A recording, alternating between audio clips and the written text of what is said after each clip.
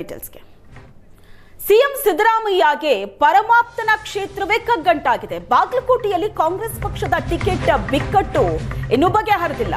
ದಿವಂಗತ ಎಚ್.ವೈ. ಮೇಟಿ ಮಕ್ಕಳಲ್ಲಿ ಒಮ್ಮತ ಮೂಡ್ತಾ ಇಲ್ಲ. ನೆನೆ ಸಿಎಂ ಸಭೆ ನಡೆಸಿ ಖಡಕ್ ಸೂಚನೆ ಕೊಟ್ಟರೂ ಕೂಡ ಬಿಕ್ಕಟ್ಟು ಹಾಗೇ ಇದೆ. ಮಲ್ಲಿಕಾರ್ಜುನ್ ಮೇಟಿ, ಉಮೇಶ್ ಮೇಟಿ ಮಧ್ಯೆ ತೀವ್ರ ಪೈಪೋಟಿ ಇದೆ ಟಿಕೆಟ್ಗಾಗಿ. ಮಲ್ಲಿಕಾರ್ಜುನ್ ಮೇಟಿಗೆ ಟಿಕೆಟ್ ಕೊಟ್ರೆ ಮಹಾದೇವಿ ಮೇಟಿಯವರ ಕಿರಿಯ ಪುತ್ರಿ ಮಹಾದೇವಿ ಬಂಡಾಯ ಹೇಳೋ ಸುಳಿವನ್ನ ಕೊಟ್ಟಿದ್ದಾರೆ.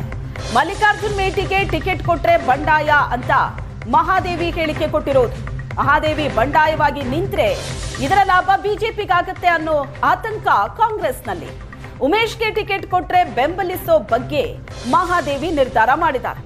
ಈಗ ಮೇಟಿಯ ಮಕ್ಕಳಲ್ಲೇ ಒಮ್ಮತ ಮೂಡ್ತಾ ಇಲ್ಲ. ಬಾಗಲಕೋಟೆಯಲ್ಲೂ ಕೂಡ ಟಿಕೆಟಿನ ಬಿಕ್ಕಟ್ಟು ಕಾಂಗ್ರೆಸ್ಸಿಗೆ ತಲೆಬಿಸಿ ತಂದಿದೆ.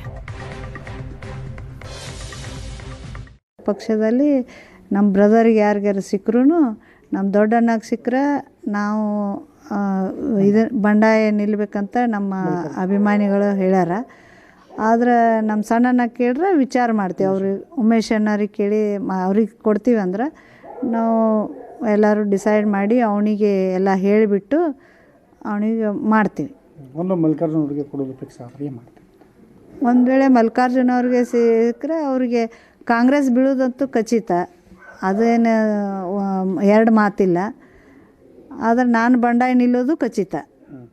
ಉಮೇಶ್ ಅವ್ರಿಗೆ ಕೊಡೋದಾದ್ರೆ ಉಮೇಶಿಗೆ ಕೊಡೋದಾದ್ರೆ ನಾವು ನಮ್ಮ ಅಭಿಮಾನಿಗಳೆಲ್ಲ ಮಾತಾಡಿಬಿಟ್ಟು ಅವನಿಗೆ ಮನವೊಲಿಸಿ ಅವನಿಗೆಲ್ಲ ನಾವು ಹೇಳ್ತೀವಿ, ಇನ್ನೊಬ್ಬರ ಹಸ್ತಕ್ಷೇಪದಾಗ ನೀ ಅಧಿಕಾರ ನಡೆಸಬೇಡ, ನಿಂದೇ ಆದ ಒಂದು ಸ್ವಂತ ಅಧಿಕಾರ ನಡೆಸ್ತೀನಿ ಅಂದ್ರೆ ಮಾತ್ರ ನಿನಗೆ ಸಪೋರ್ಟ್ ಮಾಡ್ತೀವಿ ಅಂತೇಳಿ ಮಾತು ತಗೊಂಡು ನಾವು ಅವನಿಗೆ ಸಪೋರ್ಟ್ ಮಾಡ್ತೀವಿ.